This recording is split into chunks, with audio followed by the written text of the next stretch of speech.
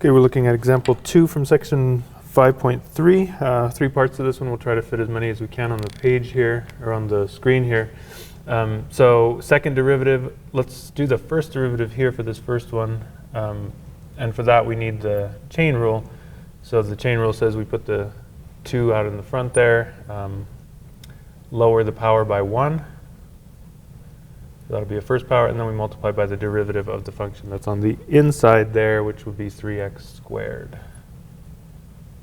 Okay, so there's the first derivative.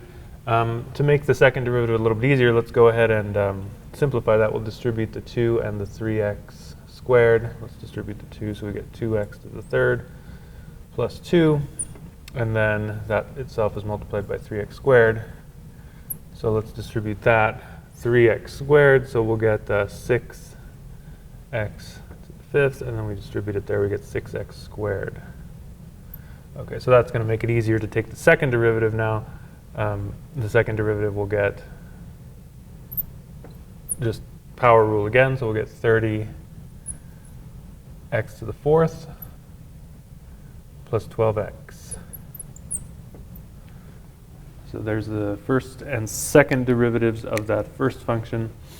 Let's see if we can fit all of them on here. So we'll do b, this one, x times e to the power of x. Okay, so we're going to take the first derivative first. That's what we always have to do when we're taking the second derivative.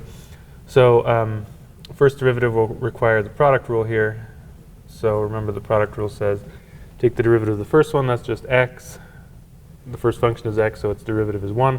Multiply it by the second one, so that's e to the x. And then plus the first function, x, times the derivative of the second one, which is also e to the x. Okay, now you have a choice here. You can factor out the e to the x and use the product rule, or you can just leave it as it is, and then you'll still have to use the product rule here. So let's just leave it as it is, and we'll go from there.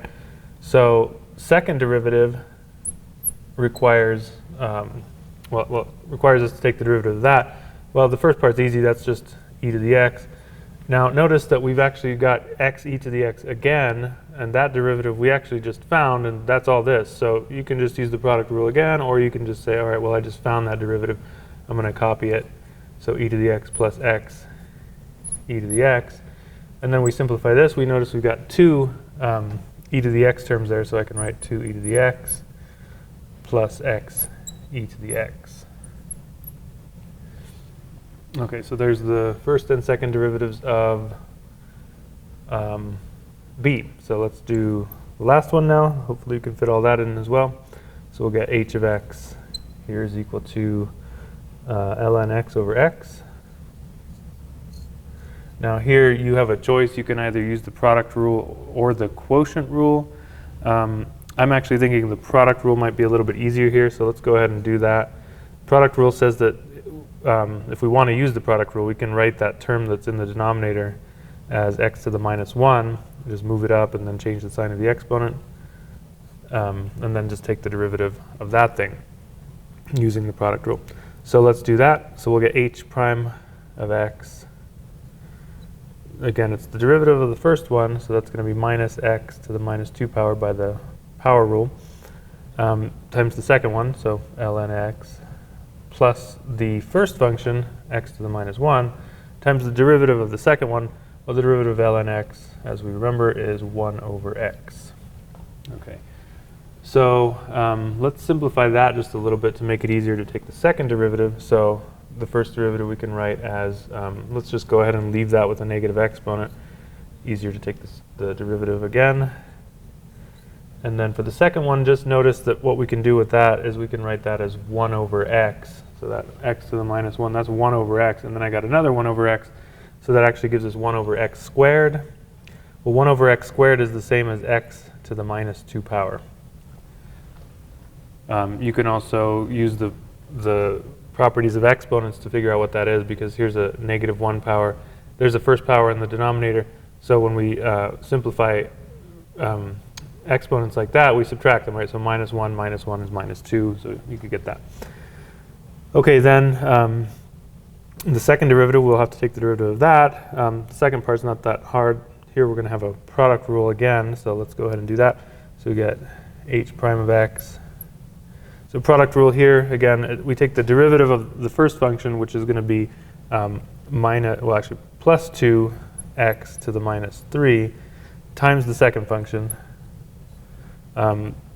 plus the first function, but plus a minus means it's minus, times the derivative of the second, which is 1 over x.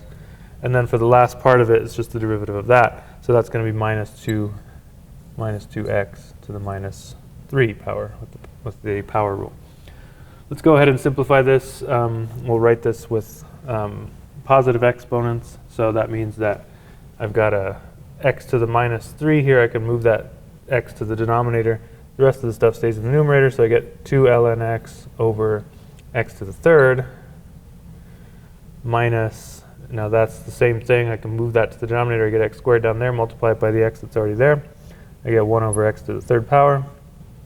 And then the last one, minus 2. And again, that x as well, we can move that down over x to the third power.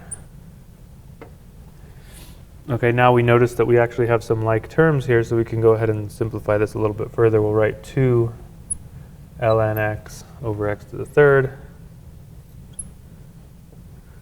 minus 3 over x to the third power. Now, since everything here is actually over the third power, is over a third power of x, we can just combine these as a single fraction. Get ln, or 2 ln x minus 3, hope I'm not running out of room here, divided by x to the third power. So if you want to write it in its most simplified form, that would be the way to do that. Although if you're doing a problem like this on my math lab, of course it should take any answer. In fact, it would even take that one right there if you entered everything correctly. Okay?